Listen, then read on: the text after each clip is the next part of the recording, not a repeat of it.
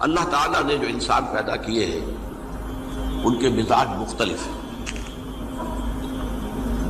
ان میں کچھ لوگ ہوتے ہیں جو قوی ہوتے ہیں ارادے کے، جو فیصلہ کر لیا ڈٹ گئے. کچھ لوگوں میں وہ قوت ارادی اتنی مضبوط نہیں ہوتی، وہ ادھر ادھر سوچتے رہتے ہیں. کچھ لوگ جسمانی طور پر بہت توانا ہوتے ہیں، کچھ لوگ جسمانی طور پر پیدائشی طور پر کمزور ہوتے ہیں. تو اگر کوئی قوت ارادی کمزور رکھنے والا شخص ہے، وہ بھی تو اللہ کی تخلیق ہے، اللہ کا بندہ ہے، خطاؤں کا ظہور ہو جاتا ہے، توبہ کرتا ہے، پھر کچھ عرصے کے بعد پھر خطا کا ظہور ہو جاتا ہے، پھر توبہ کرتا ہے. تو ہم تو یہ سمجھیں گے کہ ایک حد کے بعد پھر اس کی توبہ قبول نہیں ہونی چاہیے. لیکن حدیث سنیے. وعن ابی ہریرہ رضی اللہ تعالی عنہ قال قال رسول اللہ صلی اللہ علیہ وسلم ان عبدا اذنب ذنبا، یقیناً ایک بندہ جو ہے وہ ایک گناہ کرتا ہے. فقال، پھر وہ کہتا ہے رب، اے میرے پروردگار، اذنبت فاغفر لی، مجھ سے گناہ ہو گیا ہے، مجھے معاف فرما دے. فقال ربہ، تو پروردگار یہ کہتا ہے اعلم عبدی ان لہ ربا یغفر الذنب ویأخذ بہ،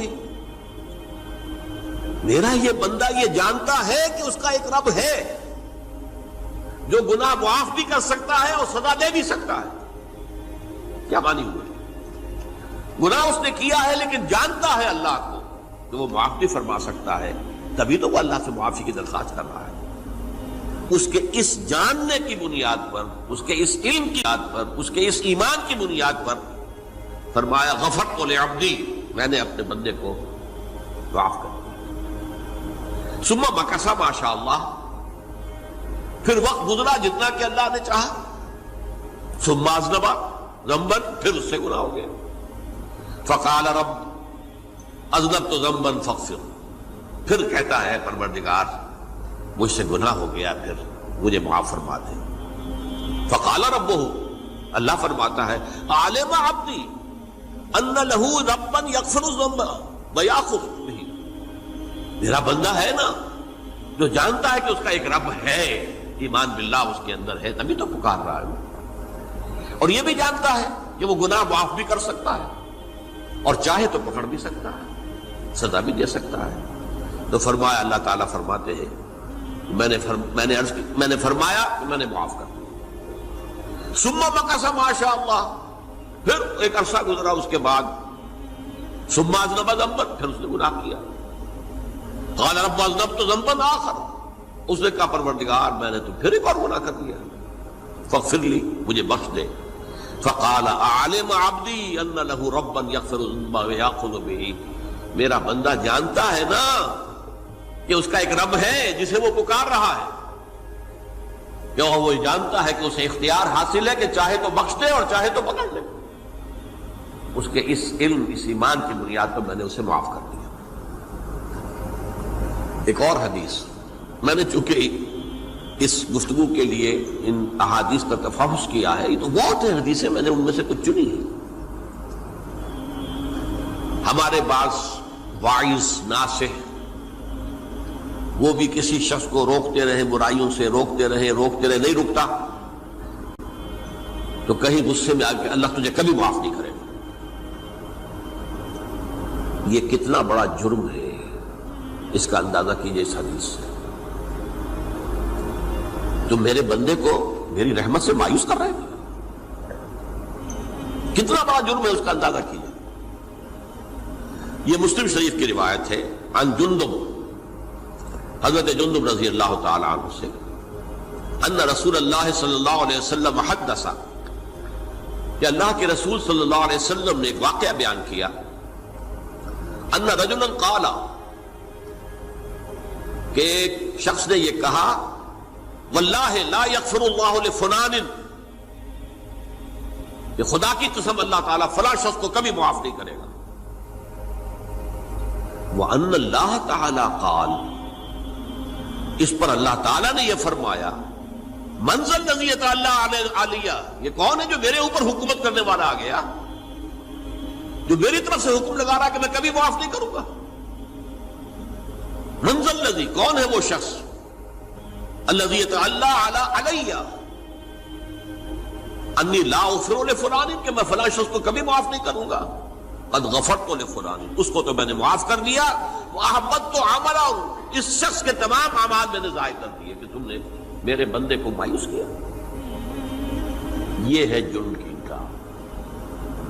تو توبہ کی دعوت دیتے رہو، توبہ کے لیے لوگوں کو آمادہ کرتے رہو، توبہ جو ہے اس کے لیے ترغیب دیتے رہو، اللہ تعالیٰ معاف فرمانے والا۔ اب آخری حدیث سنا رہا ہوں، یہ تو بہت ہی عجیب حدیث ہے اور متفق علیہ، یہ بخاری اور مسلم دونوں میں۔ حضرت ابو سعید الخدری رضی اللہ تعالی عنہ جو ہے وہ اس کے راوی ہیں۔ حضور نے فرمایا کانا فی من کانا قبلکم رجل قتل 99 نفسا، تم سے پہلے جو امت تھی بنی اسرائیل، گویا کہ ان کا ذکر ہے، اس میں ایک آدمی ایسا تھا جس نے 99 قتل کیے تھے۔ اب آپ اندازہ کیجئے کتنا بڑا گناہ کبیرہ ہے قتل۔ قرآن مجید میں آتا ہے وَكَأَنَّمَا قَتَلَ النَّاسَ جَمِيعًا، اگر ایک انسان کو بھی ناحق قتل کر دیا گیا تو یہ ایسی ہے گویا کہ اس نے پوری نوع انسانی کو قتل کر دیا، اس نے 99 قتل کی۔ فَهَلْ لَهُ مِن تَوْبَةٍ، پھر اس کے بعد یہ ہوا کہ اس کے اندر توبہ کا جذبہ پیدا ہوا۔ فَسَأَلَ عَنْ أَعْلَمِ أَهْلِ الْأَرْضِ، تو اس نے پھر سوال کیا، لوگوں سے پوچھا کہ زمین میں رہنے والوں میں کون سب سے بڑا عالم ہے۔ فَدُلَّ عَلَى رَاهِبٍ، تو اسے بتایا گیا فلاں راہب فلاں جگہ پر ہے، وہ بہت نیک ہے، بڑا عالم ہے۔ فَأَتَاهُ، وہ اس کے پاس آیا، فَقَالَ أَنَّهُ قَتَلَ 99 نَفْسًا فَهَلْ لَهُ مِن تَوْبَةٍ، انہوں نے کہا دیکھیے راہب صاحب، میں نے 99 انسان قتل کیے، اب مجھے یہ بتائیے کہ میرے لیے توبہ کا کوئی امکان ہے؟ فقال لا، انہوں نے کہا نہیں۔ فقتلہ، اس نے اس کو بھی قتل کر دیا۔ فکمل بہ 100، اپنی سینچری مکمل کر لی، مطلب 99 کے بعد ایک ہی کسر تھی، اس کو بھی قتل کیا، 100 پورے کر لیا۔ ثم سأل عن عالم اہل الارض، پھر اس نے پوچھا کوئی اور کوئی بڑے عالم انسان ہو۔ فدل علی رجل عالم، پھر اس کی رہنمائی کی گئی ایک بڑے عالم شخص کی طرف۔ فقال انه قتل 100 نفس، تو اس نے وہاں جا کر کہا کہ میں 100 انسان ہلاک کر چکا ہوں، قتل کر چکا ہوں۔ فهل له من توبہ، میرے لیے توبہ کا کوئی امکان ہے؟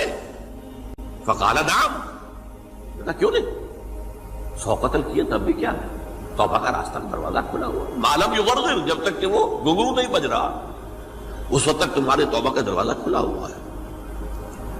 فرمایا نعم، ومن یحول بینہ وبین التوبہ، تمہاری توبہ کے درمیان اور تمہارے درمیان کون حائل ہو سکتا ہے، توبہ کا دروازہ کھلا ہے۔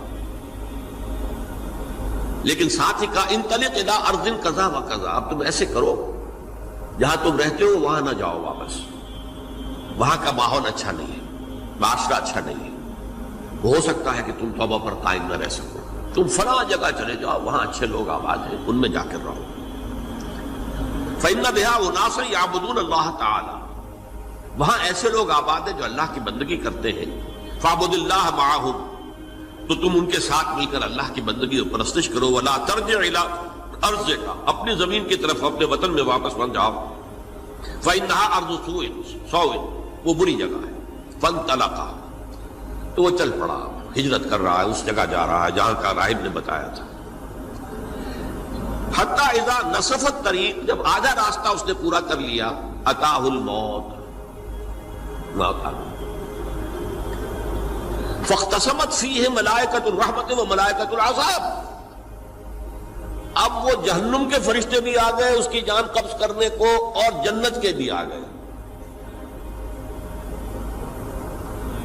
فقالت ملائکۃ الرحمہ، رحمت والے جو فرشتے ہیں جنت والے، انہوں نے کہا جا تائبا مقبلا بقلبہ اللہ تعالی، یہ شخص توبہ کر کے اللہ تعالیٰ کی طرف ہجرت کر رہا تھا، اس لیے اس کی نیت کی بنیاد پر اب یہ جنتی ہے، لہذا اس کی روح ہم قبض کریں۔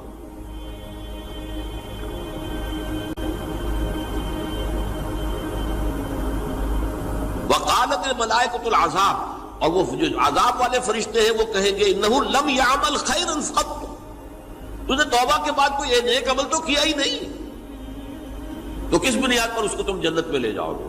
اس کو تو دوزخ میں جانا چاہیے۔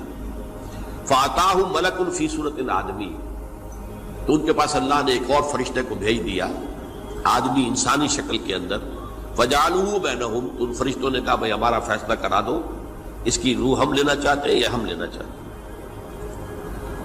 انہیں حکم بنا لیا۔ فقال قیسوا ما بین الارضین فإلی ایتہما کان اقرب، کہ تم فاصلہ ناپ لو جہاں سے وہ چلا ہے اور جہاں جا رہا تھا اور یہاں اس کی موت ہو رہی ہے، تو کون سا فاصلہ زیادہ ہے؟ جب ناپا گیا، بلکہ ایک حدیث میں آتا ہے کہ اس پر اللہ نے زمین کو جو ہے حکم دے دیا، ایک طرف والی زمین تو سکڑ جا، دوسری والی جو ہے تو پھیل جا، تاکہ وہ جدھر جو جا رہا تھا وہ زیادہ قریب ہو جائے بنسبت اس کے کہ جہاں سے وہ چلا تھا۔ تو اس